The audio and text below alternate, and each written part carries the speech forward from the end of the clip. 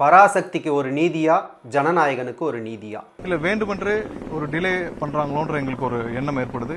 பாஜக தாவேகா இணைந்து நடத்தும் நாடகமா இது? கடந்த மாதம் 19ஆம் தேதியே அது வந்து தணிக்கை குழுவினர் இதை பார்த்து விட்டனர்.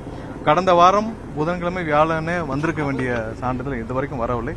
நாளை மறுநாள் 9ஆம் தேதி பொங்கலை முன்னிட்டு ஜனநாயகன் படம் ரிலீஸ் ஆகிற நிலையில் இப்போ வரைக்கும் படத்துக்கான சென்சார் சர்டிஃபிகேட் படக்குழுவினருக்கு கிடைக்கல. யார் செய்கிற என்னன்னு தெரியும். இந்த பிரச்சனைகளை எல்லாம் திமுக தான் செய்யுது அப்படின்னு நம்ப வச்சு திமுக எதிர்ப்பை தீவிரப்படுத்த முயற்சிக்கிறாங்களா? அப்படி யாராவது எண்ணினால் அது அவர்களுக்கு பாதகமாக முடியும். தமிழகத்தில் ஆளுங்கட்சி ஆதரவு படங்களுக்கு ஈஸியாக சென்சார் சர்டிஃபிகேட் கிடைக்கும்போது ஜனநாயகன் போன்ற படங்களுக்கு முட்டுக்கட்டை போடுறது ஏன்? இதுதான் உங்கள் சமத்துவ நீதியா அப்படின்னு படக்குழு கேட்குறாங்க. பகவந்த் கேசரியோட ரீமேக் தான் ஜனநாயகன்னு சொல்லும்போது பகவந்த் கேசரிக்கு சென்சார் கொடுக்கும்போது ஜனநாயகனுக்கு ஏன் கொடுக்க மறுக்கிறாங்க? எதுக்கு இந்த அரசியல் ஓர வஞ்சனை? இதுக்கு பேர் தான் ஒன்றிய மாநில அரசோட மறைமுக தாக்குதலா அப்படின்னு தாவேகாவினர் வேற கேட்க ஆரம்பிச்சிட்டாங்க. ஜனநாயகன் படம் ரிலீஸ் ஆகாமல் இருக்கிறதுக்கு பாஜக தான் முக்கிய காரணம் அப்படின்னு சொல்கிறவங்களுக்கு பாஜக விஜய்க்கு எந்த அளவுக்கு தொந்தரவு கொடுக்குது பற்றியா அப்படின்னு அழுது பாஜகவோட ஆதரவை பெற டிவிகேவினர் முயற்சிக்கிறாங்களா? சரி, இவங்க சொல்கிறது ஒரு பக்கம் இருக்கட்டும்.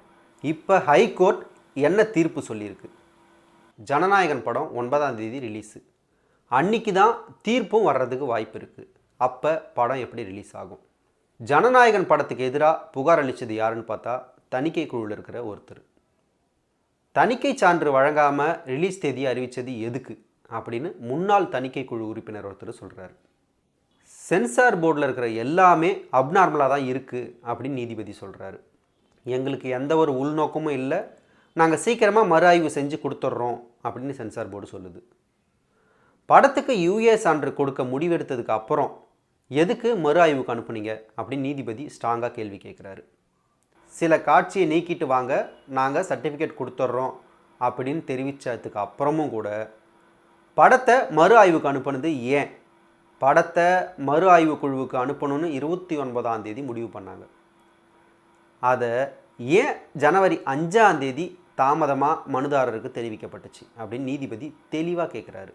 மறு ஆய்வுக்கு அனுப்புனதுக்கும் மத்திய அரசுக்கும் எந்த ஒரு தொடர்பும் இல்லை அப்படின்னும், இந்த விவகாரத்தில் சென்சார் போர்டு தலைவருக்கு மட்டும்தான் தொடர்பு இருக்குது, அவருக்கு தான் அதிகாரம் இருக்குது அப்படின்னு சொல்கிறாங்க.